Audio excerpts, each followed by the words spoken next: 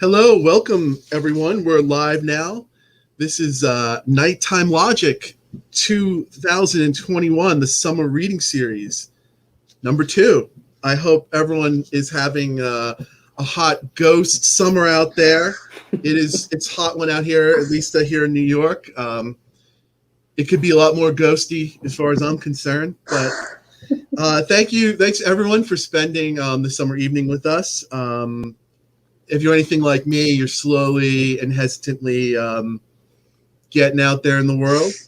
And if you're anything like me, you're still not so sure about any of it. But one thing I'm sure about is we've got some great friends, some great authors, some really talented people who are going to read and hang with us tonight. So the evening's going to be strange, weird, and uncanny for sure. So please welcome Laurel Hightower Wells, Mike Allen, Gwendolyn Kiste, and Jeff Ford. How's everyone doing? Doing good. Very good. Very good. Good. Excellent. All right. Great to hear. So our first reader is going to be Mike Allen. Mike Allen got a delightful surprise last month when he learned that his latest book, Aftermath of an Industrial Accident Stories, had been chosen as a finalist for the 2020 Shirley Jackson Award for Best Single Author Collection. Congratulations, Mike. Thank you So this much. marks his second Shirley Jackson nomination. The first in 2014 was for his debut collection of stories of horror tales, Unseeming. Mike wears many hats, but no hat right now. As editor and publisher of Mythic Delirium Books, he's twice been a nominee for the World Fantasy Award, and he's a 3-time winner of the Riesling Award for Speculative Poetry. His other books include the dark fantasy novel The Blackfire Concerto, weird science fiction collection The Spider Tapestries, and poetry collections Strange Wisdoms of the Dead and Hungry Constellation.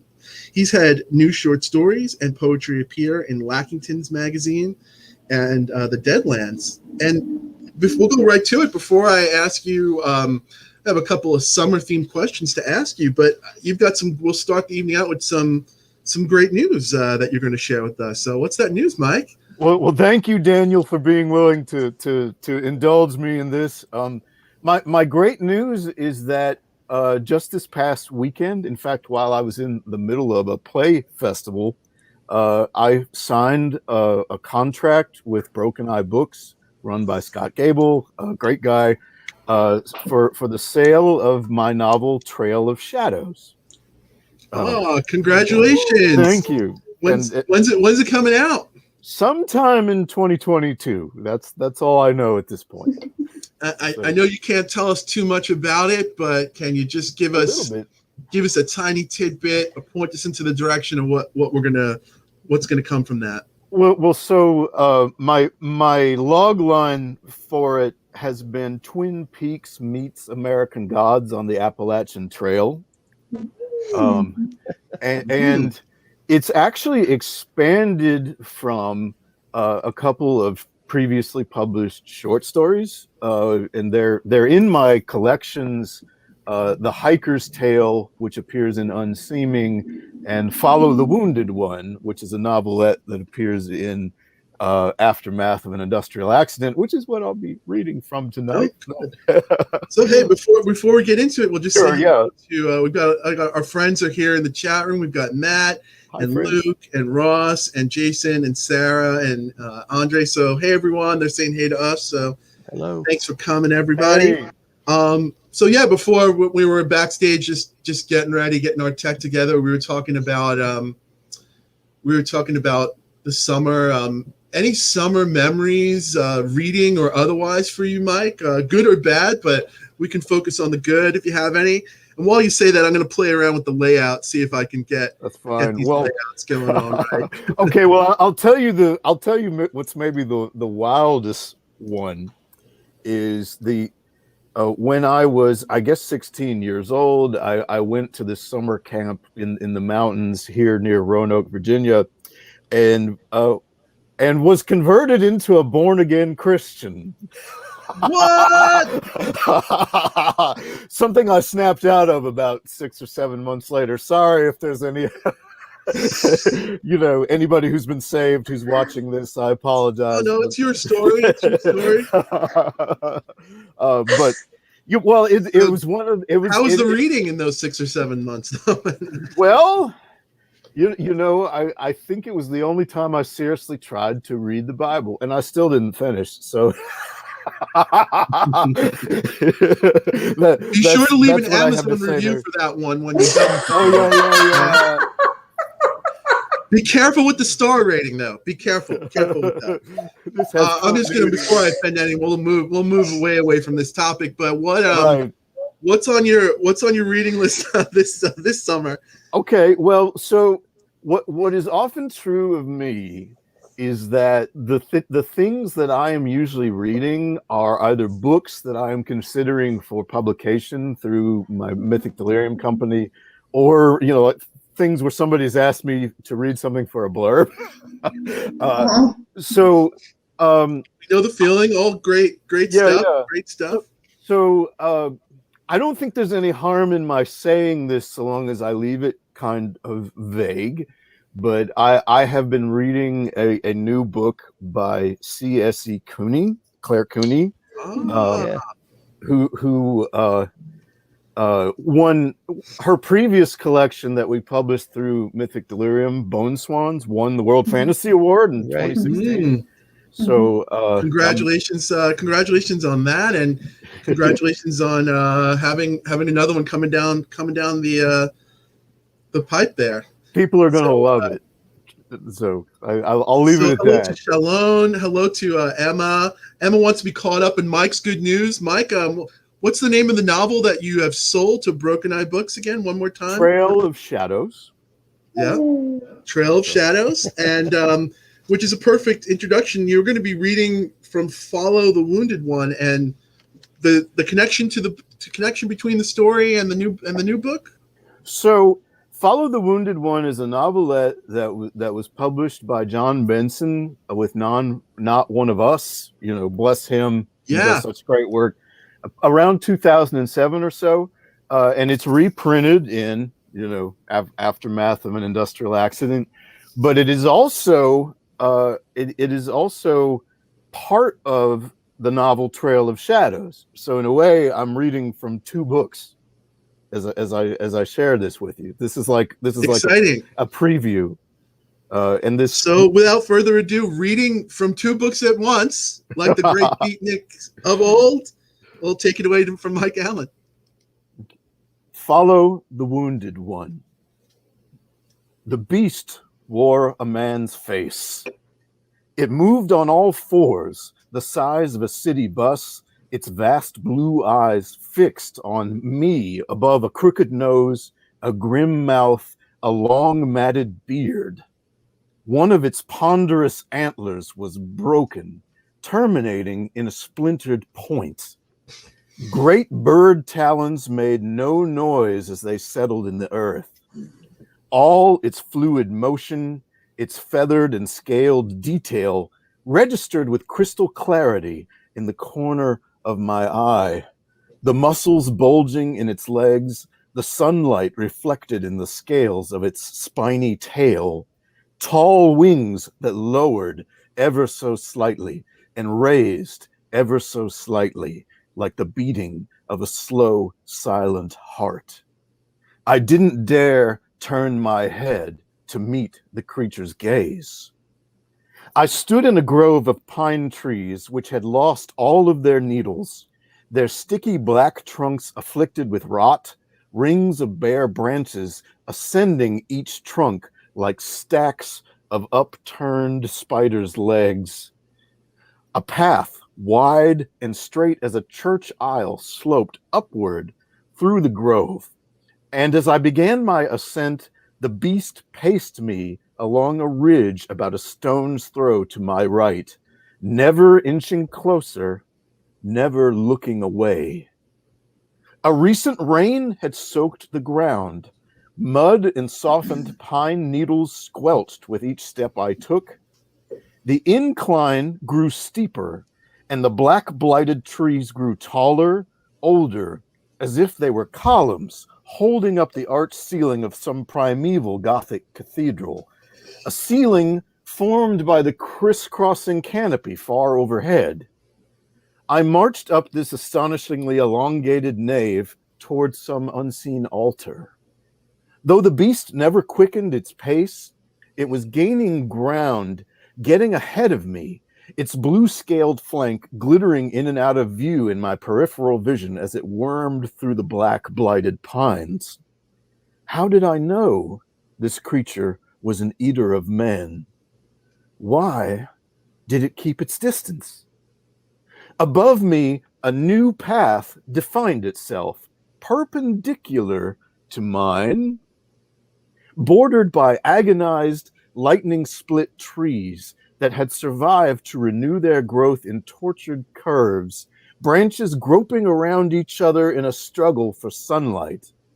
The beast would reach that path before I crossed it, and when it did, it would turn to block my way, the stare of its headlamp-sized eyes piercing me head-on, lips parting in its tangled nest of beard to reveal a mouthful of boar's tusks.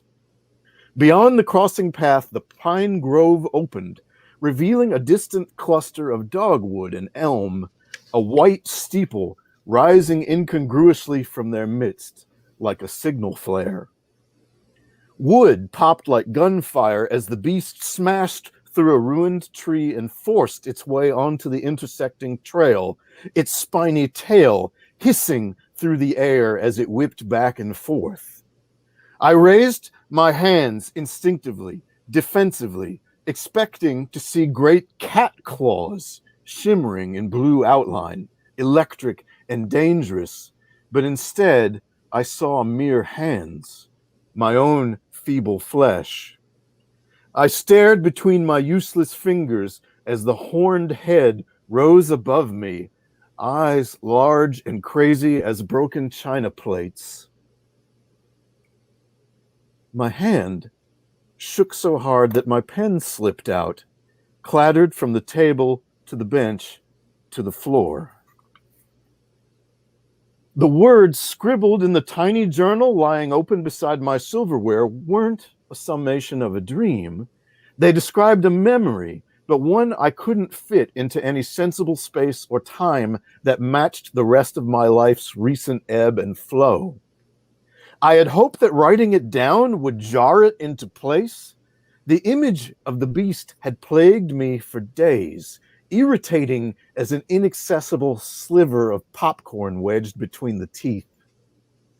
At odd moments, I would glimpse flickers of motion, ripples of brute muscle beneath shimmering blue hide, or the jagged silhouette of a broken horn swaying as a wind-blown branch where no branch could be.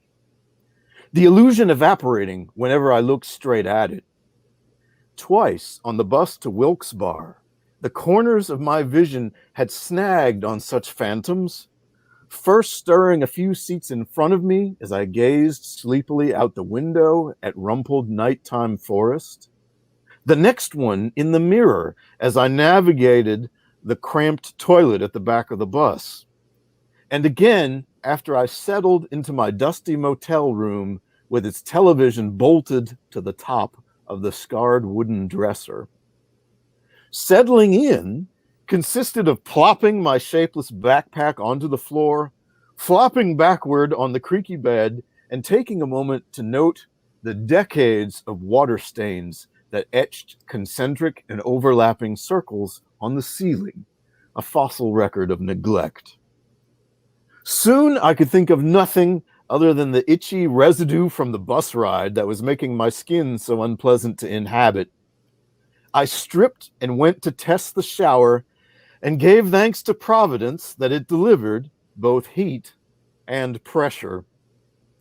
Afterwards, I swiped a sloppy zigzag of condensation from the mirror with my bare palm, met a stare from a pair of bright green eyes overhung by bushy black brows.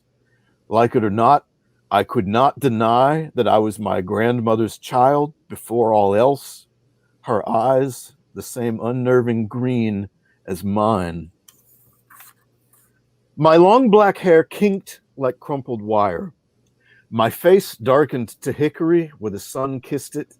At my neckline, it glistened Mediterranean olive. My face jackal lean from living nowhere, subsisting on little. My hair I could do little about, but I could at least dispose of a couple days' worth of black stubble. Towel held around my waist, I stepped out to dig a razor from my pack. I'd left the curtain open. A blue blur brushed the window glass with the lightness of a feather. Blue irises, big as dinner plates, stared at me. The beast's head and shoulders filled the view through the window, eyes unblinking, beard divided by a mouth flat as the horizon, lips parted as if to speak, revealing tusks curled like crooked fingers. I screamed at the window and hurled my towel. I could not have deliberately invented a more fruitless defense. The towel impotently smacked the glass, while the view now showed me nothing more than an empty parking lot and weeds beyond. Once my composure returned, I dressed in denim cutoffs, a tie-dye t-shirt, and flip-flops, all in consideration of the afternoon heat. The motel had a diner attached to it, a place of gray wood paneling and square aluminum tables that wobbled when you sat at them. I elected not to go there. After my little towel-hurling humiliation, I deserved to splurge on a meal better than the usual fare. Perhaps it would help me get a handle on my hallucinations if that was in fact what they were. Lately, I've been having considerable difficulty finding the seam where reality separated itself from the otherworldly and illusory. When I first came awake to the world of ghosts and spirits, I had believed flesh and phantom were as easy to tell apart as salt and sour, but it's not true. The more aware I became, the more I discovered that the two intermix in unexpected places with alarming frequency. The restaurant I ended up strolling into, a blue-collar priced affair around the corner from the motel, did little to help my disorientation. Its marquee proclaimed McFair's Funny Faces in red and blue carnival script. Inside, at the vacant hostess podium, a neon pink poster board told me, "Please wait for smiling faces to take you to your places." Colorful pastel caricatures portraying dozens of profiles of not-so-memorable customers hung on both sides of the entrance hall. I waited a minute for a host or hostess who didn't show, then decided, hell with manners, I wanted to sit down. It was 3 o'clock on a Tuesday afternoon, not like the place was packed. I slipped into the smoking section and took a booth at the far end, putting my back to the wall. The decor in the dining area continued the face motif. A long frieze of photographic portraits lined the brick wall above the booths, photos of people making goofy faces or wearing troweled-on clown makeup, or some combination of the two. Directly above me, a woman with a fantastically elongated nose crossed her already close-set eyes and made a comical O with cherry-red lips. Next to her, a man in classic clown getup grinned despite the huge blue frown that covered the lower half of his face. Disconcerting, that. I wondered if the portraits were done in-house, with waiters accosting particularly odd-looking tourists, or whatever sort of folk stopped over in an aging coal-mining-opolis like Wilkes-Barre, and luring them into a studio and darkroom tucked somewhere behind the ovens, ambushing them with pancake makeup. I fished out my pocket notebook to see if I could sort out where my beastly visions came from, only to discover I remembered an event that couldn't possibly have happened. I had never been any place like that pine stand with its white steeple like an admonishing finger in the distance. After taking deep breaths to recover from that whacked out revelation, I groped awkwardly under the table for my escaped pen. "Has anyone helped you?" my waitress asked, nearly causing me to crack my skull. She must have walked up just as I ducked under the table. I registered white hose stretched over gracefully curved calves, extending from buckle shoes to a smart black skirt, starting just above the knees. I straightened myself, saw her face, and almost screamed. I exclaimed instead, "Jesus, what happened to you?" Black bruises ringed both her eyes, fanned out from each socket as if the blood from each blow had splattered underneath her skin. A pair of black dahlia slits at the corners of her tiny lips stretched to her cheekbones as if you could stick a finger in her little purple mouth and unfold her face. More bruising made a mottled ring around her neck. Hair black as mine, matted in a bloodied tangle. Sky blue eyes stared at me out of the ruin, dumbfounded. I experienced a lurch of displacement, and a familiar electric tingle raised the hairs on the back of my neck. Something had changed. The marks on her face didn't look as vivid as they had the instant before. I had just misinterpreted a particularly creative clown face.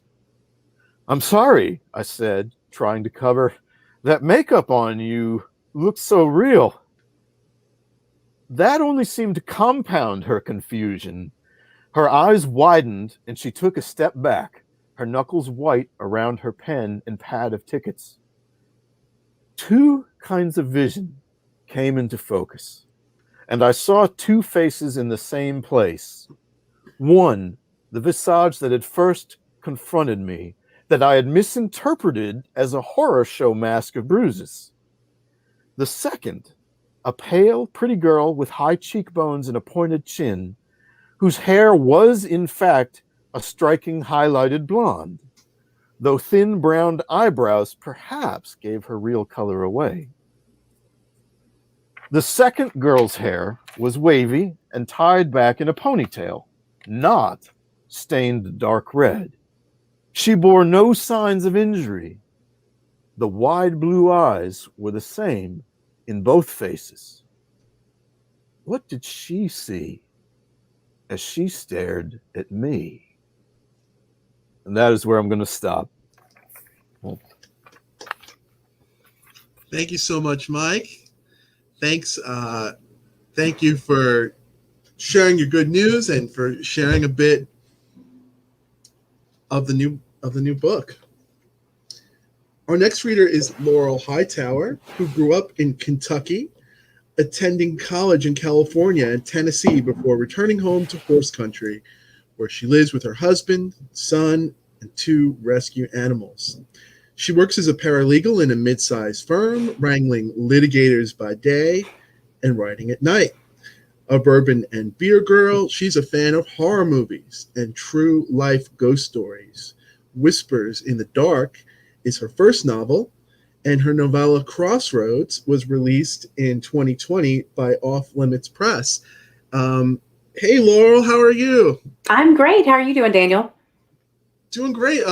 Also, there's been like some late-breaking great news for Crossroads. I want to make sure I have the name of the award correctly. Was it the Independent Audiobook Awards? That's Best right, yeah. Horror Audiobook? Yeah. Oh, congratulations to that. Thank you. And was that Linda Jones who did the narration on that? Yes, she's fantastic. Yeah. That's great. So congratulations on hearing that. It's great to see you again. We met for the audience.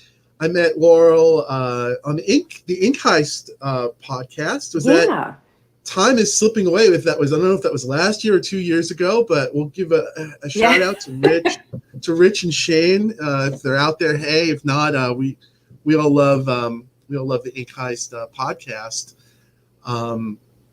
So summer horror movies. Can we differentiate between horror movies and summer horror movies, or you have any favorites or standouts that are on your mind today? I feel like the one that always comes to mind is Jaws. Yeah. And yeah, I don't know that I differentiate a lot between them, because I have to say I love fall and I love Halloween, and so to me, like Yeah. that feel is kind of what I like. But yeah, Jaws is kind of my go-to summer. Do you have a favorite horror movie in general, just year round, or Poltergeist, always Poltergeist. Poltergeist? Yeah. Yeah, such a classic. I mean, I was quite young when that came out, but that really messed me up as a kid, and it still holds. We'll just bringing Jeff back I'm sorry. into the stream here. I mean, Hey, Jeff. uh, hey Jeff. Yeah, Poltergeist. I mean, what a great movie, right? Like scares on so many levels. Such a great piece of film. You know, you just put it on my list to rewatch it. What I'm going to rewatch tonight. True life ghost stories. Do you have? Can you tell us about that, or do you have any ghost stories on your radar now? Oh, well, I'm trying to think of, oh gosh, well, I mean, one that I recently ran across, I was on Chad Lutsky and Jeremiah Bannister's Paleo Cheese. And I don't know if Oh, what's that? Well, so that's their podcast. And Oh, okay. Chad flat out does not believe in the supernatural. But Okay. his son, I believe, sent him a video of like a night cam or something at like his girlfriend's house. And you'll have to go watch it, but like there's nothing to say except that something absolutely wearing a dress walks by the camera and then comes back again. And I was like, and I love ghosts and I love all that stuff. And I was like, that's so incontrovertible. I wish I hadn't seen it at this point. Like that was terrifying. So yeah, that's the most recent one I've come across. Wow, I love things like that. I can't say if I guess I'm somewhere in between being like the Mulder and the Scully, the believer or the non-believer, right? But I mean, and I love my fiction that's ambiguous, right? I love the tension between was it real or was it not. So these real life ghost stories are just good fun in that way. But as someone who even likes science fiction, I think I have to be most interested in, right, when you see a piece of film like that or you hear a story like that and you're like, wow, okay, I'm believing my eyes. But it's amazing if we're going to take the supernatural off the table, or if we're going to go through rigorous debunking before we can kind of move into that. It's amazing to think of like, wow, well, if it's not really a ghost, but we just saw something unexplained on there, like what is it did we just see, and to start, I think it becomes great ground for you start moving into science fiction or just great fiction like that. The one that's popping into my mind, have you ever read God, is it called 7 Days to Never by Tim Powers? Have you read this book? No, I haven't read that. It just offers it's one of those stories that offers like a really cool quote unquote explanation for the ghosts, or the ghosts in that ghost story, which is great fun. But great, I mean, horror movies, ghost stories, that makes for summer for me. Yes. So can you tell us, you're going to be reading from your novella Crossroads? Yeah. Do you want to set it up for us before you take it away? Sure. Yeah. I'll just give a brief setup on it. So the story kind of follows Chris, who is a mother who's lost her adult son a couple of years ago in a car accident. She is pretty much on her own. She's been divorced for a while, but is still friendly with her ex-husband. And around the 2-year anniversary of his death, so she goes to visit him at the roadside cross where he actually passed away, rather than his grave. And when she's there, one evening she cuts herself, she bleeds into the ground, and that night he appears outside her home. So after a little while, she's made the connection that she can make this sacrifice and see him. And so I'm going to kind of pick up where that's been going on. All right, take it away. She started to notice Trey was coming later and not staying as long. He'd been appearing at the same time every night, like clockwork, but then he was a minute late, then 2, then 5. Those times made her panic, her breath coming quick as she searched the darkness for him. Each time he'd appeared, and her fear had evaporated, but then he would leave again, well before she was ready. Well, she was never ready. But when she brought her phone with her once and timed it, she knew she was right. It wasn't just the time shortening either. Trey was her boy. And even through the dark and distance that separated them, she could tell something was wrong. He looked paler, thinner, less substantial. And his demeanor was, she didn't want to say sullen because that wasn't it, not quite. But he wasn't happy, and their interactions became touchier. Sometimes he spent the whole visit just staring up at her window, not smiling, not trying to make her laugh.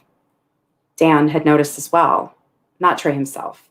No one but Chris knew about those visits, though Dan had commented on her propensity for self-injury. "Darling, you cut yourself more than anyone I know. You training with throwing stars over there or what?" She'd laughed it off, blaming paper cuts and kitchen knives and shaving her legs and every other damn thing. But she could tell he wasn't convinced. It was getting tiresome, a little. Having to slice herself open each day to spill enough blood to satisfy the thirsty ground.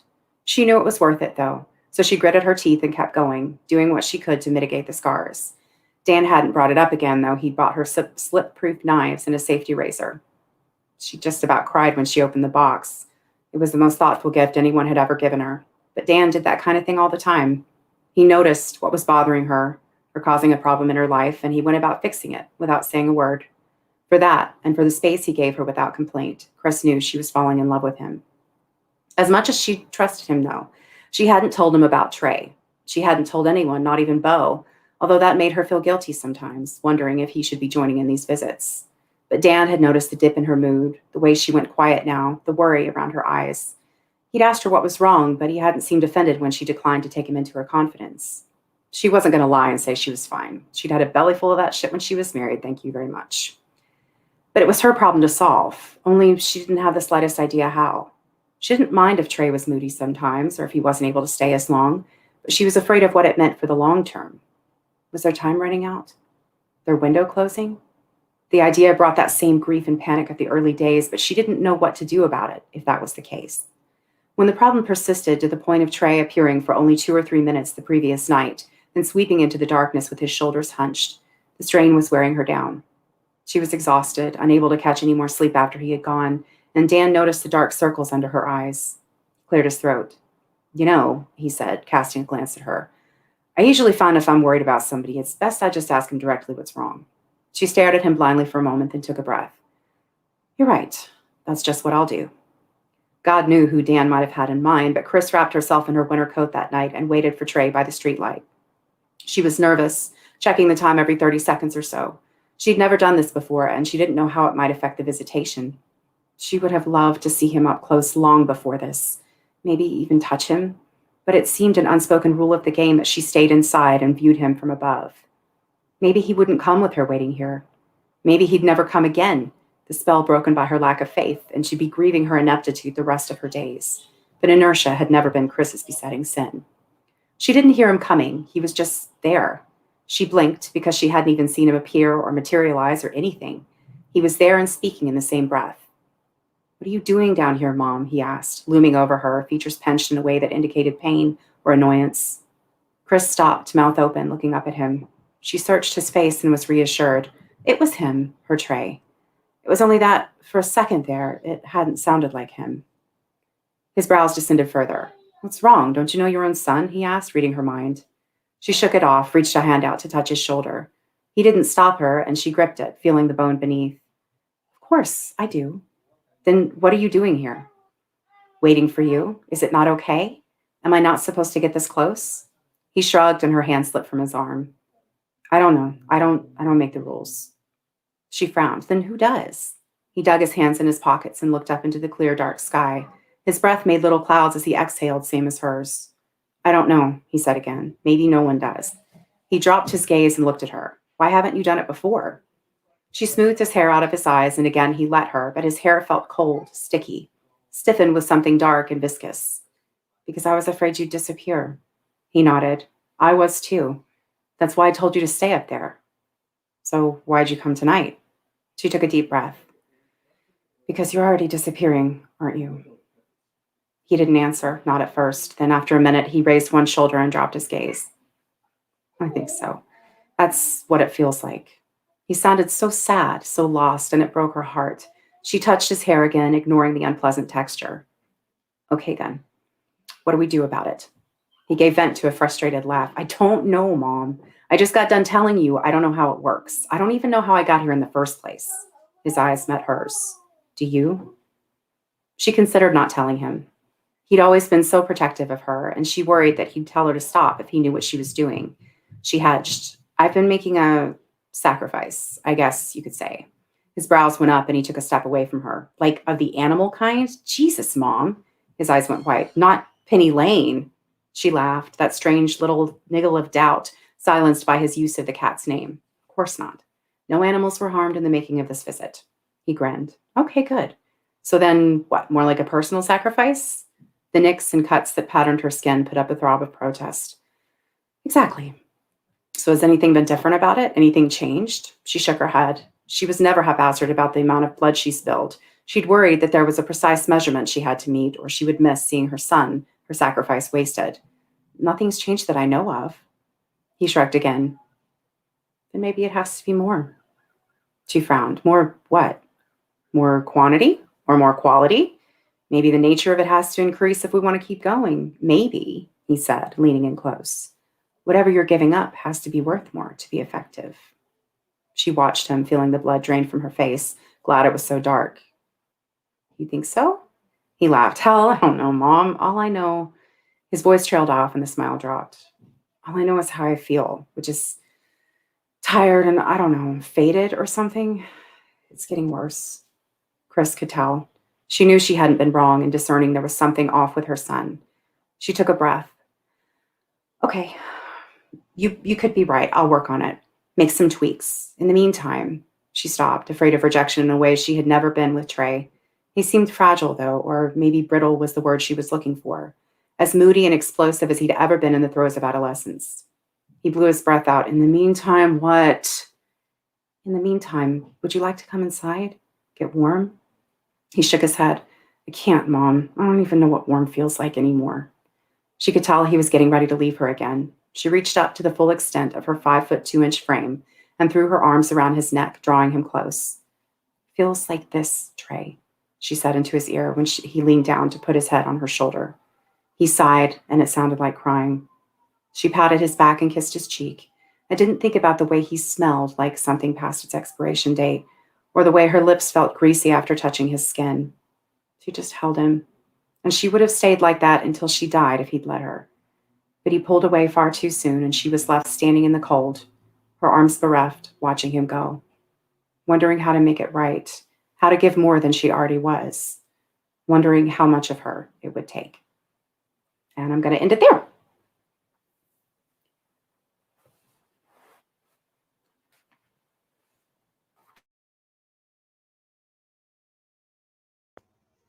Dan, your mic. Put on your mic. What, you guys don't want to play pantomimes or pictograms or whatever that was? So I'm like, look at everyone waving. How nice. Thanks for catching that for me. But yeah, I was relaying. You're getting lots of congratulations on your award, Laurel, from our friends out there in the chat. And thanks so much for reading from Crossroads. I'm not going to be reading tonight. I'll just take a second just to point out the name of my book, which is Underworld Dreams from Lev Press. Author Jason White is here. He's his YouTube channel is called Jason's Weird Read. So just want to say hello to Jason. And last week I was on his channel. I read from the short story How to Stay Afloat from Drowning. So you could tune into Jason's Weird Reads. You could hear a bit of the story there. And we did have a great in-depth talk about the book. And he's got a great channel. Also, if you have the Best Horror of the Year, Volume 12, edited by Ellen Datlow, you could check out the story there. So we will go into the second half of our evening, and I'll introduce our next reader, Gwendolyn Kiste. Gwendolyn Kiste is the Bram Stoker award-winning author of The Rust Maidens. And yes, I have her mic on, and it's one of those nights. It's the Rust Maidens from Trepidatio Publishing, and Her Smile Will Untether the Universe, her short story collection from Journalstone. She's also written the dark fantasy novella Pretty Marys All in a Row from Broken Eye Books, which we were talking about earlier, and the occult horror novelette The Invention of Ghosts from Nightscape Press. Her short fiction and nonfiction have appeared in Nightmare Magazine, Visterion, Tor's Nightfire, Black Static, Daily Science Fiction, Unnerving, Interzone, Lamplight, and many others. Originally from Ohio, she now resides on an abandoned horse farm outside of Pittsburgh with her husband, 2 cats, and not enough ghosts. How are you, Gwendolyn? Very good. Very happy to be here. This is really fun. Oh, it's great. It's great to see you. Great to see everyone. And it's just, maybe it's just my own eyes seeing it, but it's like I'm just seeing all the horse farm, horse ghost connections tonight. Is that the zeitgeist of the evening, or is it Maybe. I think we were talking about that before we even went live, though, right? So everybody's like, what about the zeitgeist of there was a lot of talk of horses and horse skeletons and horse ghosts, but no horses. I loved Laurel's line in that, like no animals were harmed in the making. No horses were harmed in the making of this. No horses were harmed in our discussions. Who knows what we were thinking about, but what's it like on the horse farm this summer for you? What's been on your mind, movie wise? Any strange happenings on the farm? Any strange things that you're reading that you want to share with us? Trying to think if I can say anything strange on the farm. Mostly just too many mosquitoes, which just seems like a thing this year. I feel like I'm just like eaten up alive by them. So that's like a horror story. They're like little tiny vampires that attack you. They're really That's a little too real. It is. A little too real. Any summertime memories that you want to share? Anything either about writing or things from when you were young that you did in summer, or any standout movies or books that just spell summer for you? I feel like summertime was when I would read the most horror short fiction. I remember reading a lot of anthologies. That was like the first time I think I ever read Stephen King, was like with the summer I was like 14.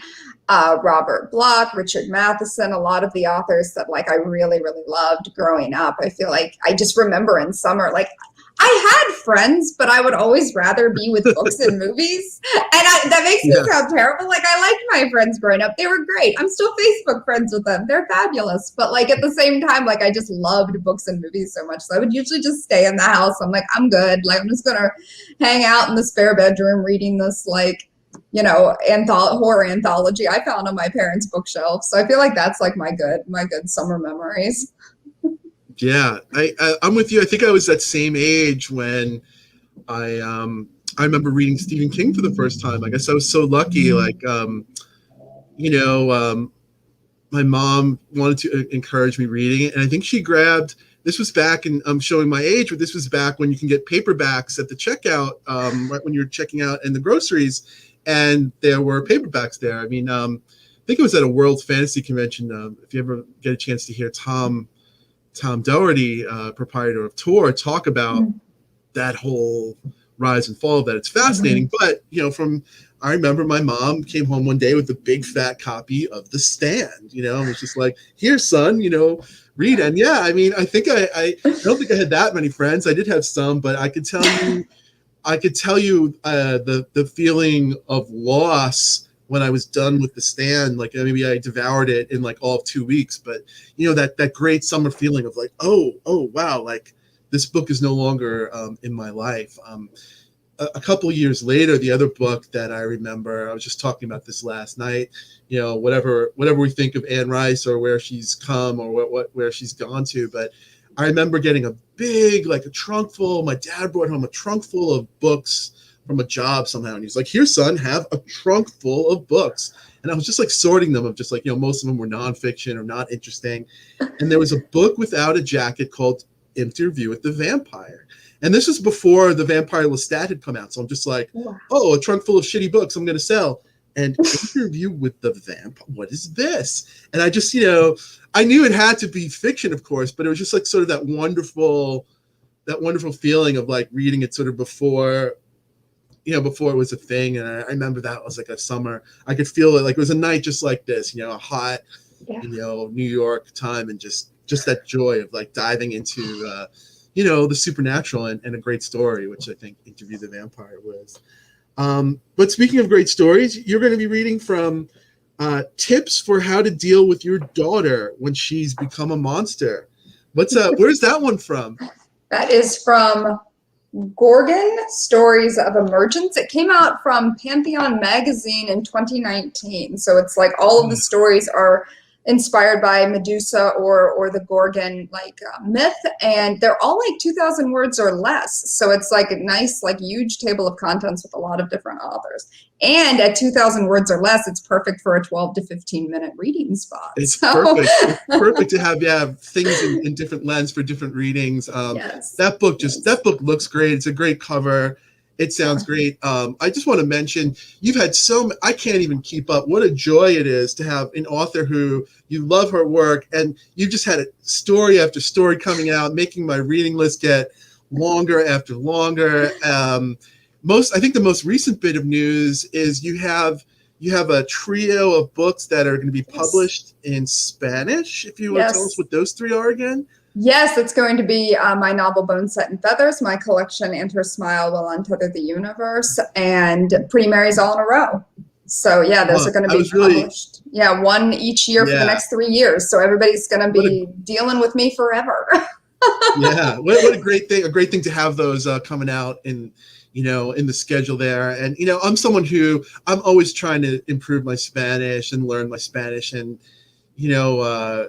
to read a book, like a lot of times I'll just read, sometimes they're poetry books, and it's like the English on one side and the Spanish on the other. But it's great if you know a story, and I know those three stories. I recommend them and I love them. So I'm really looking forward to picking them up and seeing how that works in my brain. Like, can I read the story, and will that help my Spanish?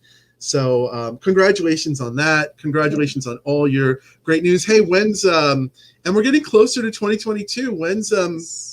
What's the name of the novel for those who haven't heard, and when's that novel coming out? Oh, we don't have a formal release date yet, but my next novel is Reluctant Immortals, and it should be coming out next year from Saga Press. So I'm very, very excited. Okay. All right. So I'll give it to you to take it away, to be reading from Tips for How to Deal with Your Daughter When She's Become a Monster. All right. And in very seriousness, I do want to give a content warning right now. There is an attempted sexual assault right before the start of this story.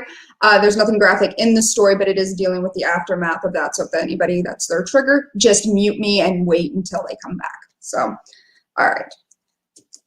Tips for how to deal with your daughter when she's become a monster. Do your best not to scream when you find her in the basement rec room with the 3 neighbor boys, or what's left of the boys, anyhow. I didn't mean to, Livia whispers. The radiator hums along the baseboard, and you don't speak. Neither does your husband, or Livia, or the trio of stone statues that once passed for high school seniors. Track stars, football stars, stars in the hearts of all the swoony schoolgirls. Stars to nobody now. You lean against the doorway to steady yourself. One too many gin and tonics buzz in your head. Tonight was an evening out for you and your husband. A rare moment for just the two of you. You almost never leave your daughter alone. You don't know what she'll get into. You certainly didn't suspect it would be this. Livia shivers and fidgets barefoot on the cold tile and wipes a clod of tear-soaked hair from her eyes. I never touched them, she says. All I did was look at them. But that's not all they did. Her shirt is torn in the front, and there are fingernail marks across her chest. You can guess the rest. Livia sniffles. I'm okay, Mom, she says, even though you didn't ask. His face red, your husband hollers at the statues and pounds his fists on them as though they only need a little coercing to return to life. When that doesn't work, he paces wild circles about the room, mumbling incoherently at Livia. But you can't afford to be incoherent. You're her mother. You have to know what to do. So you take your daughter's hand and lead her upstairs to the bathroom where you dab iodine on her cuts, your heart in your throat. You don't ask questions, and you don't look directly at her. You're afraid of what you'll see. They said all they wanted was to watch movies with me, Livia murmurs, and I believed them. You nod and say nothing. This is ridiculous, and you know it. You should scream or sob or do something, anything. But you don't. Staying quiet seems like the safest option. As you put away the bottle of iodine, your hand shaking, you catch a glimpse of Livia in the bathroom mirror. Her hair is wild, her face sallow. She's only 15, but she looks so much older tonight. You wonder if she'll always look older now. Come on, you say, the first words you've spoken to her this evening. You tuck your daughter into bed before returning to the basement. Your husband is still there, trying to reason with the Stone boys, or with God, or with anyone else who might listen. What has she done, he asks, but you only shake your head. You tell yourself to stay calm. Besides, what else can you do? You can't help the boys now, and you can't call their parents or the police. They'll take Livia away from you. They'll blame her for this. You try not to blame her too, your little girl who's forever doing strange things, singing a lullaby that makes your ears bleed when she's happy, shattering a mirror without touching it when she's sad, always with an obscure look drifting behind her eyes. Perhaps tonight is just the latest stage in metamorphosis for someone like Livia. What happens now? Your husband whispers. To them, you ask, or to her? Don't panic. It might seem advisable at this stage, but please refrain. In the morning, you pretend everything is normal. You don't ground Livia for what she's done. You simply don't talk about it. After your husband kisses you goodbye, you retreat to the kitchen and drop an apple in Livia's bag. Don't forget your lunch, you call after her. This feels like your entire life, reminding her who she is and what's expected of her. Without you, everything would fall apart. She swipes her bag from the counter and slams the front door behind her. You close your eyes and hold your breath and try not to think anything cruel about your daughter. You fail. She shouldn't have been alone with them. She should have known better. How did you raise such a foolish child, one who's always making messes? The Stone boys are still in the basement. Hidden away, they've already become your filthy secret, like a cache of old VHS pornos.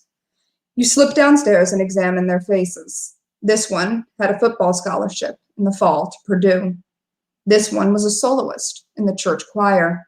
The other volunteered at the soup kitchen on weekends, always smiling, always saying the right things. Ask anybody in the neighborhood. These were nice boys, normal boys. But you wouldn't ask, because you knew the truth.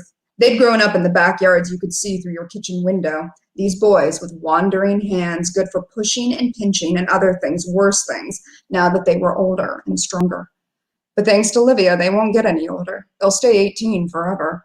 She flashed them a poisonous glare, and that was enough. Your breath catches. How many dirty looks has she given you over the years? Too many to count, probably.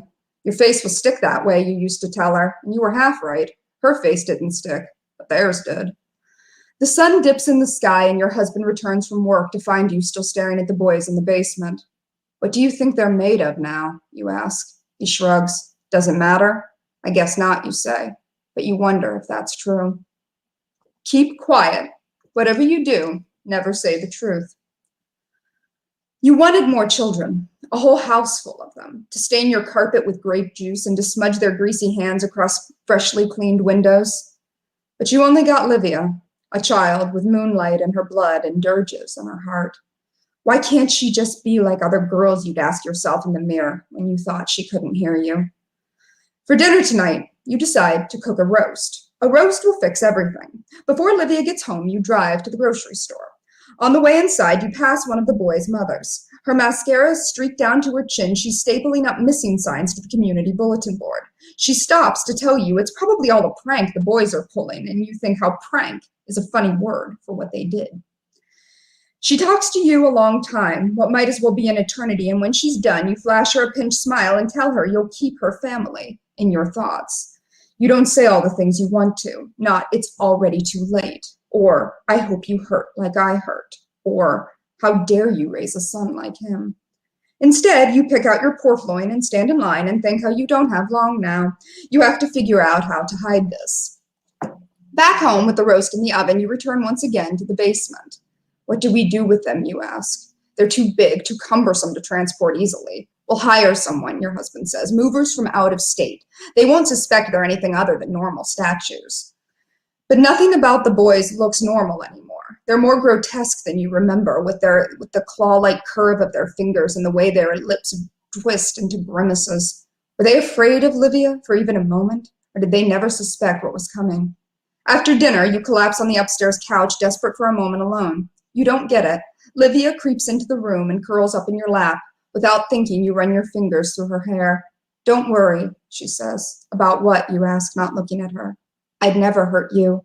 Her voice is thin and far away. I didn't even want to hurt them. Don't get angry with her. Don't blame her. Remember, she's still your little girl. There is no rhythm to your days now, only the useless commands to a daughter who refuses to listen. Pick up your room, Livia. Pack your own lunch, Livia. Don't disappoint us and convict us and ruin everything, Livia. Don't be who you are, Livia. The police are going door to door now. They'll get to your house soon. Maybe tonight, maybe tomorrow. They'll find them here. They'll find the truth.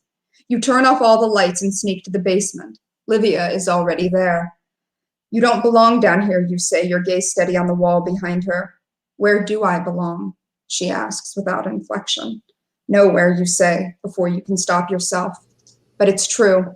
She would belong with you if she'd ever done what you asked, but she didn't, and now you don't even recognize this stranger, this monster in your midst. You grit your teeth, and for an instant you wish your daughter out of existence. This is your fault, you say. You did this to us. Everything in the room goes still. Livia turns and stares into you, and you look at her for what feels like the first time. Yes, I did this, she says, her eyes dark, and there isn't a hint of regret in her voice. Of course there isn't. She didn't start this. They did. She only finished it. Something tightens deep within you. You, the one who failed, the one who couldn't protect her, who didn't even try. You never asked if she was okay. You never asked how it happened. You never asked anything at all. You wouldn't even look at her. You worried more about the boys, what they'd done and what to do with them, than about Livia.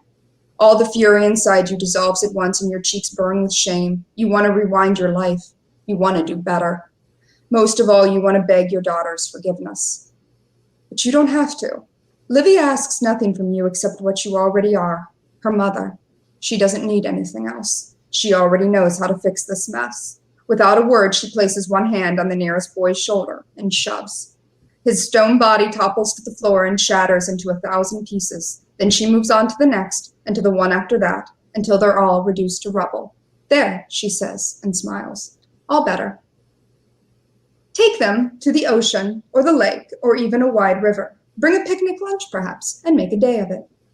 As a family, you give the boys to the water. You pack them up in garbage bags and duffel bags and bright pink beach bags.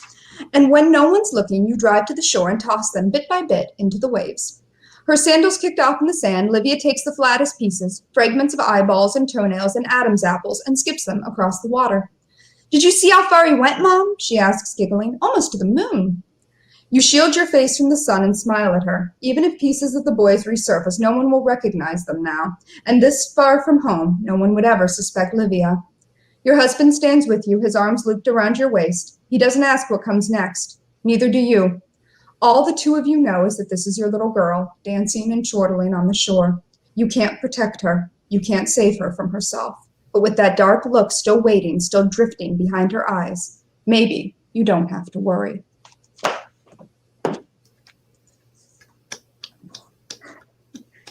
Thank you so much. Great story. Thank you. Thank you.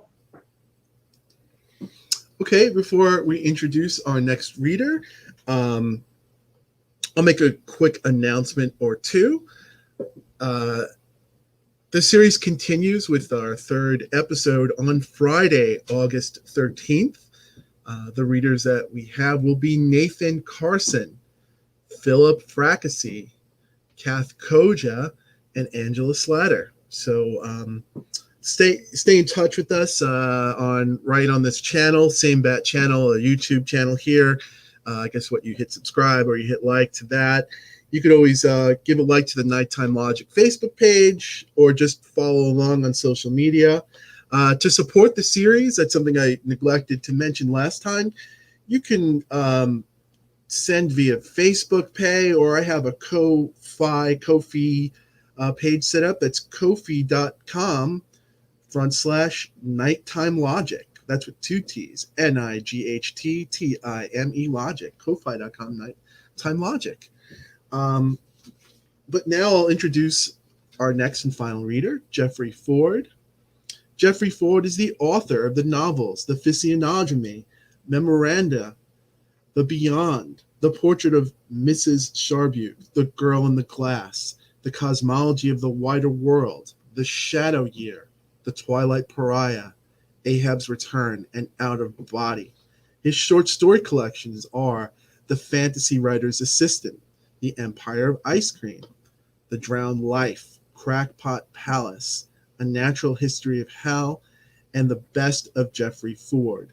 Ford's fiction has appeared in numerous magazines and anthologies and has been widely translated.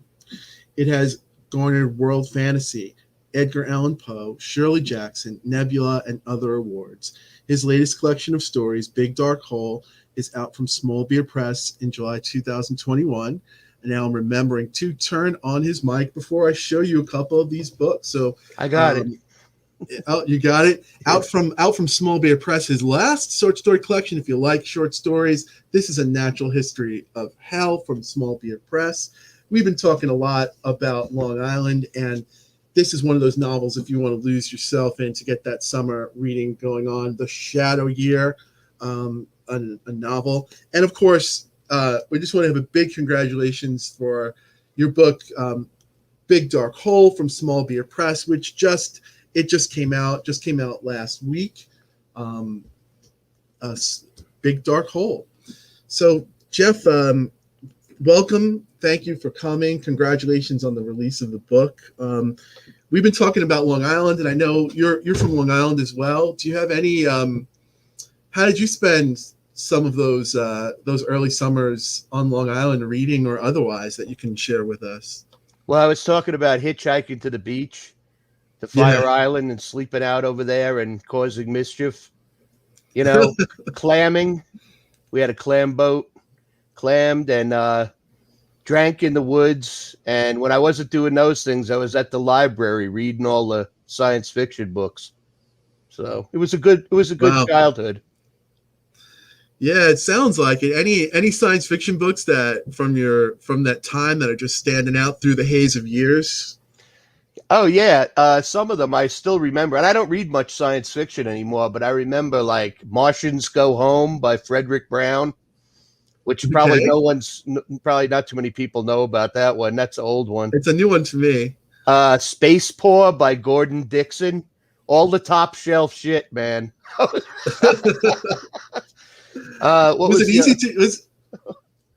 What else was Go there? ahead.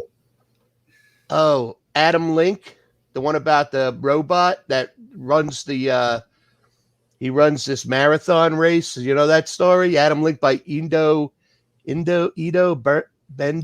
I love sci-fi, but I've read painfully little of it, especially classic stuff. Yeah, that stuff is, from when I was a kid, I'd read anything. It didn't matter. It didn't make a damn bit of difference as long as it had one of those little rocket ships on the on the binding. Yeah.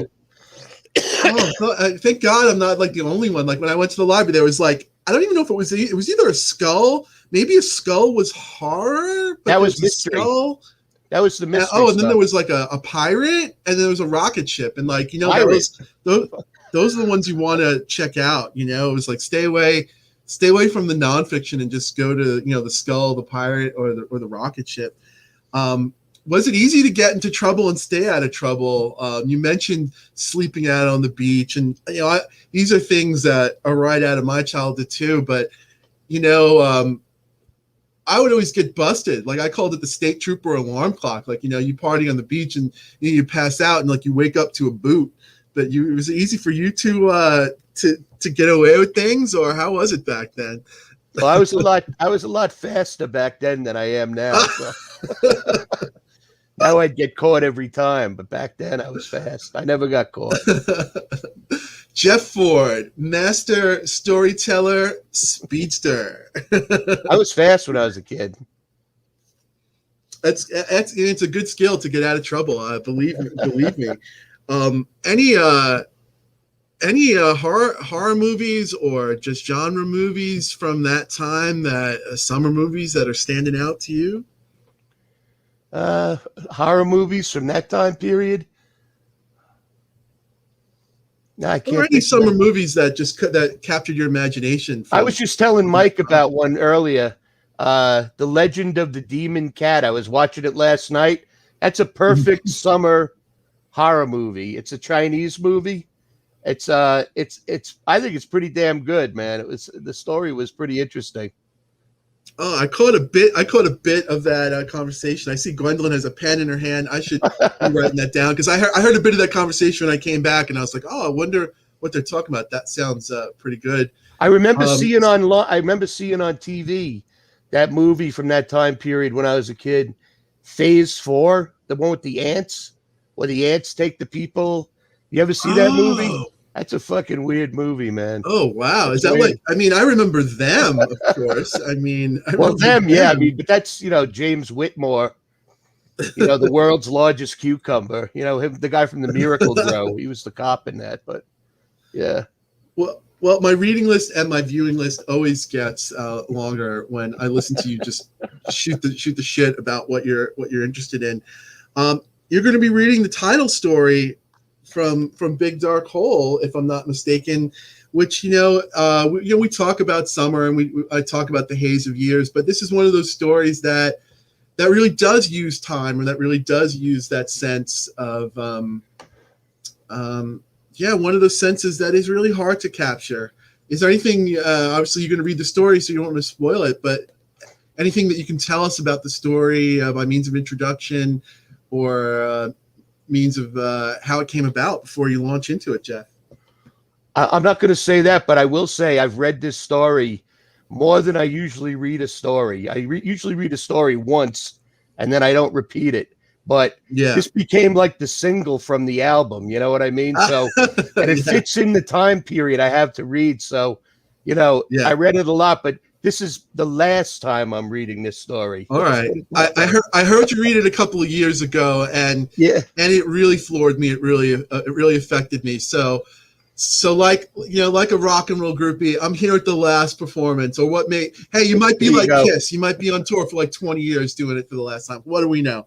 But for now, this might be the last reading of Big Dark Hole. Thank you so much. We're going to give it over to Jeff Ford. Okay, I got to turn my light on because I need a flashlight to see what the hell I'm doing. All right. Big Dark Hole. The school and its fields that are the basic setting of this story don't exist anymore. They were turned into a housing development about 40 years ago. I suppose most of the teachers, if not all, are dead. The principal, Mr. Torrey, who had a habit of rubbing his throat like the ghost of a hangman, collapsed in the 15 items or less aisle at the King Cullen grocery store 5 years after I graduated high school. A guy who'd been in the math class I'd failed twice, and he failed along with me. I forget his last name, but his first name was Jeeb. Told me about Tori's demise at a party one night while we were sharing a joint in the basement of this girl's house. He told me Tori suddenly leaned against the checkout counter like he'd been punched in the gut, and on his way to the floor croaked, "Why?" Sewer Pipe Hill lay at the edge of the woods, a pregnancy of naked dirt that rose out of the ground and was a perfect launching spot to test our racers.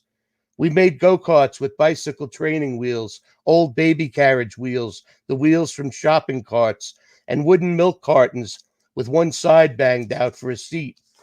Rope for steering and 2x4s rescued from the demolition of the dead witch's shack deep in the woods where the sassafras grew. When we took the boards from a partially dismantled home, we set what was left standing on fire and ran like only we could through the trails and over the fallen trees, through the sticker bush tunnels.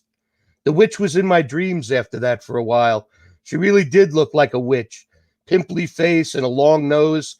She yelled at us in a foreign language and came out of her place with her cane and kerchief and a long coat to chase us.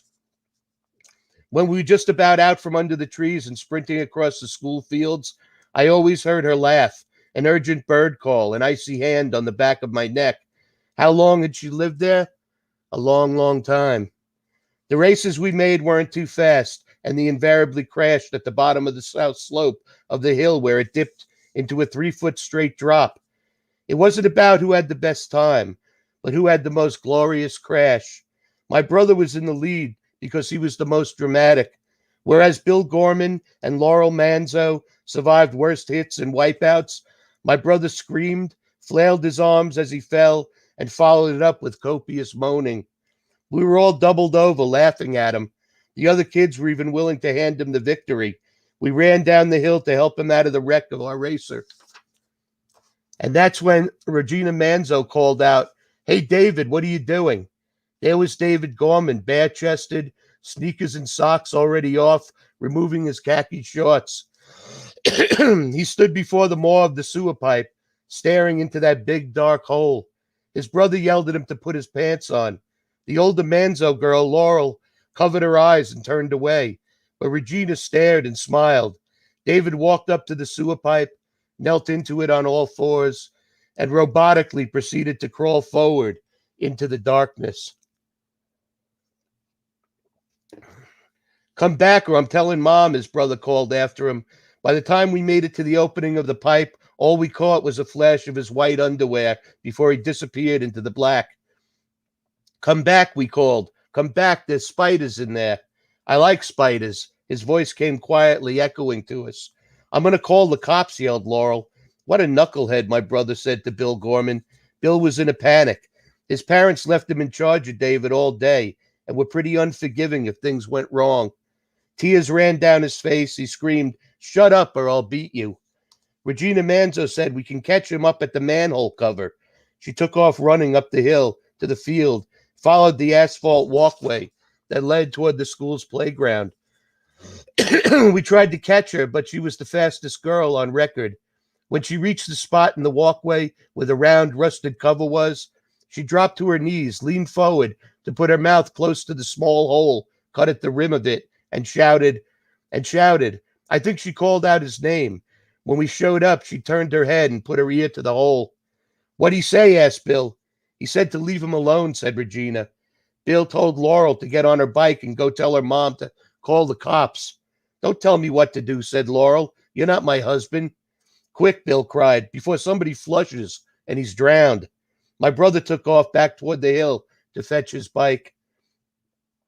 Bill shoved Regina out of the way and yelled down into the pipe, "What are you doing?" David must have been right beneath us then. I heard his reply squeeze through the small opening in the manhole cover. His voice rang like an echo in a tin cavern. He said, "Figuring." Regina, me, and Laurel all laughed. Even Bill laughed for a second, and then he threatened us that we better shut up. We stood there in the autumn breeze and sharp sunlight beneath a blue sky in silence until a little while went by and the police showed up. They came in the eastern side entrance to the school fields, having traveled down the packed dirt trail that was Cowpath Road, an ancient route through the woods. They rolled over the remains of broken bottles recently shattered by Bobby Lerner and his gang. Everyone but the adults knew Bobby had a gun and a pocket full of bullets, and him and Bobby Shaw and Cho-Cho and Mike Wolf took target practice on 40-ounce Colt 45 bottles they'd emptied. My brother told me just that week he was surprised no one had been shot yet because, as he said, Lerner's a totally crazy motherfucker. The cops came on, and I was hoping they'd flash the lights, but they didn't. As they inched across the field, good thing nobody was dying, Regina ran toward them, waving her arms over her head, her braids bouncing. When she reached them, they stopped and told her to get in the back seat, and she did. There were two cops. We all knew them. They were often at the school to give talks about not getting into cars with strange people or not smoking cigarettes. The big one with the dough face, Officer Flap, seemed stupid as the day is long, even to me at 10 years old. The other was taller, thinner, with a kind of rodent face. His upper teeth hung over his bottom lip, and he wore murky glasses. They weren't sunglasses, with lenses that looked black in the sun. They were sort of light brown. You could still see through them to where his beady, weasel eyes rapidly shifted back and forth. We called him Officer Weezer because he looked like a weasel. He spoke first as they got out of the car. Flap opened and held the door for Regina. "What have we got here?" His eyes were going a mile a minute behind his shitty glasses. "David Gorman's in the sewer pipe," blurted Laurel Manzo. "He's down there," said the wheeze, pointing at the ground. "He's moved on," said Regina. "He was here a few minutes ago. Who knows where he is now?" You got to find them, please, said Bill to the cops. Wheeze told Flap, call the fire department. Aye, was the response, a lot slower than it's supposed to be. Why is he doing this? Asked Wheeze. He's figuring, said Regina, and laughed. Jesus, said the cop, and shook his head. Flap, tell him to bring pork chops, he called to his partner. A few minutes later, the fire truck pulled through the front gates of the school and up over the curb with my brother following on his bike. The siren whooped twice as they approached. I thought they were going to bring lunch from what Officer Weezer had said, but pork chops turned out to be this stout, fat hound, like a black and white beer keg on legs. The driver of the fire truck didn't get out of the cab, but rolled down the window and lit up a cigarette. 2 other firemen climbed off the back of the truck, all done up, boots, helmets, yellow jackets. Flap and the Wheeze told the firemen what was going on while we listened in. Then Wheeze led the way towards Sewer Pipe Hill, Regina Manzo running out in front of them, skipping, doing cartwheels. It was afternoon by then, and the sun was warm, even though it was early October. We gathered at the big dark hole and gazed in. Without anything being said, Pork Chops walked up to the concrete face the sewer pipe was set in and pissed on it. Then he crawled up into the hole and proceeded forward at the same rate as David Gorman. Does that dog know what it's doing? Asked Officer Weezer. The fireman with the big mustache shrugged. A minute later, we heard Pork Chops barking in the distance beneath the ground. If someone flushes, will he drown? Bill asked, tears in his eyes again. The cops and firemen cracked up. Officer Flap said, your mother should have flushed. Come that evening, they weren't laughing anymore. Me and my brother eventually went home for dinner, and when we returned to the field, there were 3 cop cars, 2 more fire trucks, and an ambulance. The local TV reporters were there. Mr. Torrey was there, and most of our neighbors who lived by the school.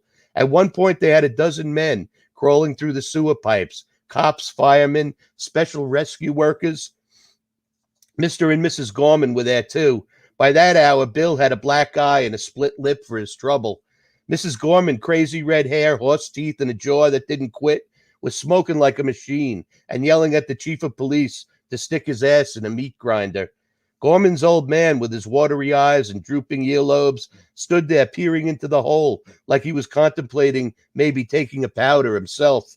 All I knew about him was that he crafted tiny statues from his own earwax. I saw a yellow-brown man on horseback brandishing a saber.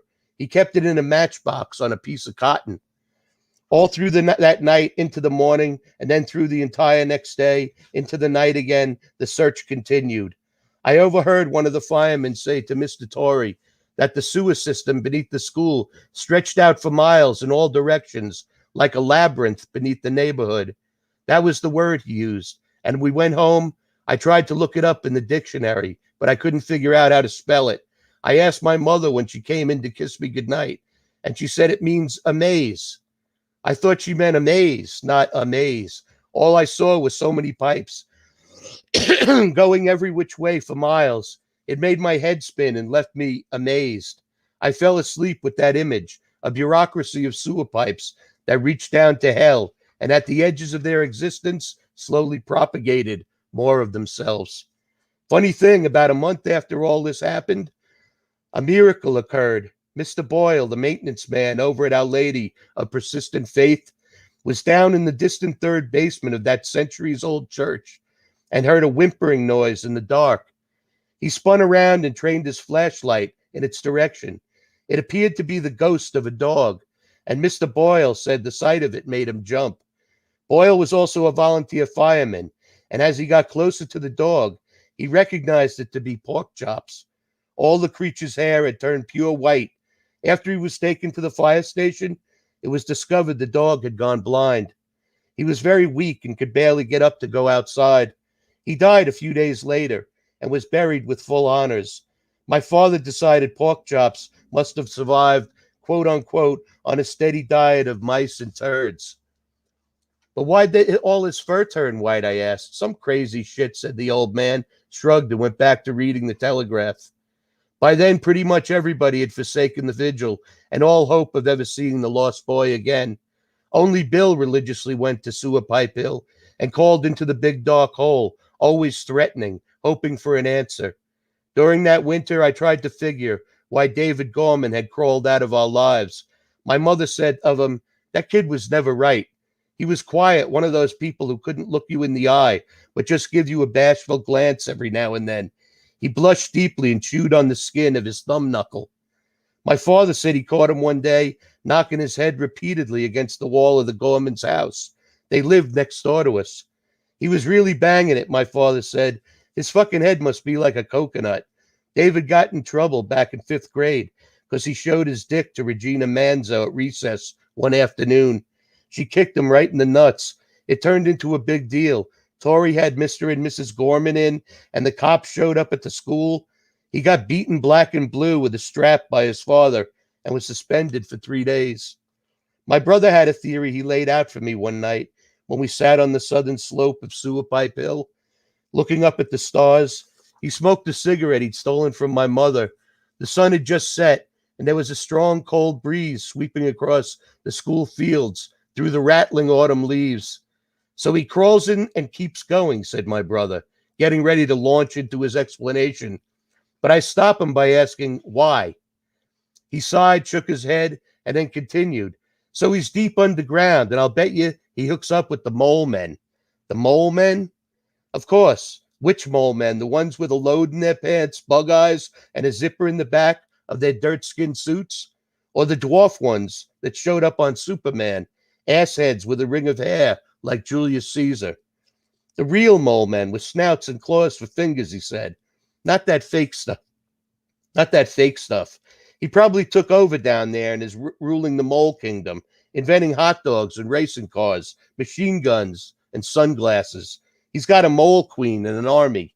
David Gorman? Just being human makes him king, right? So what's he doing? Planning a revolt against the surface. When the day comes, he'll give the order. And the mole men and women and children and their pet dogs will spill up into this world, eat everyone's faces, and turn everything you know and love into dirt. My brother's theory seemed a sign that we'd thought too much about the disappearance. And then, all at once, the mystifying idea of the escapade seeped out of everybody's minds like cold old air out of a basketball in December. We went back to the reality we had before David left his conundrum in our lives. I'd pretty much forgotten it. Only when I was passing by Sewer Pipe Hill in the dark on my way home for dinner did the memory of the weird event spark a burst of adrenaline and set me running scared all the way home. Ignorance was bliss until the week before Christmas, when Regina Manzo whispered to me at lunch, "Come over today. I have to show you something." The brushing of her warm words against my earlobe made it hard to swallow. Dizzy with curiosity, I went directly to Regina's house after school. When I rang the bell, she answered and waved me in. "Is it okay with your mother?" I asked. Regina took my hand and led me upstairs. "My parents aren't home," she said. "What about Laurel?" My heart had started pounding from the moment she took my hand. "She's at cello practice." When we reached the second floor, we didn't turn at either of the bedrooms, but headed like a beeline for the bathroom at the end of the hall. I was blushing, my breathing was jittery. She pulled me inside and shut the door behind us. My legs trembled, and I wondered if she was going to make me watch her take a piss or something.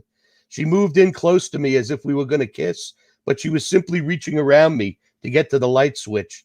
She flicked it on, and the place lit up so bright I squinted. Brushing past me, she went to a vanity built into the wall and opened a small drawer. "What are we doing?" I asked. She put her finger to her lips and then pointed at the toilet as if it was listening. "Come here," she whispered. Standing next to her, I could see the scraps of paper she was holding, laying them out on the surface of the vanity. She quietly said, "There were a lot more, but I threw a bunch out." I leaned down to get a better look. All of them were wrinkled, and the ink was blurred, as if they'd been left out in the rain.